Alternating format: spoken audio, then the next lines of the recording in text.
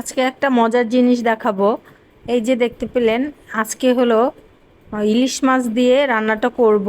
এখানে কড়াইতে গরম তেল দিয়ে দিয়েছি, তারপরে পেঁয়াজ দিয়ে দিলাম, তারপরে একটু লবণ দিয়ে, মরিচের গুঁড়া, একটু হলুদের গুঁড়া দিয়ে, কাঁচামরিচ দিয়ে, কয়েকটা কাঁচামরিচ দিলাম, দিয়ে ভালোভাবে কষিয়ে তারপরে টমেটো দিয়ে দিলাম। এখানে 2টা টমেটো ইউজ করেছি। তারপর কিছুক্ষণ কষিয়ে আমি দিয়ে দিলাম সেই মাছগুলো কিছুক্ষণ কষিয়ে দিয়ে দেব পানি। পানিটা দিয়ে ভালোভাবে সিদ্ধ হয়ে গেলে একদম ভাজা ভাজা করে ফেলবো।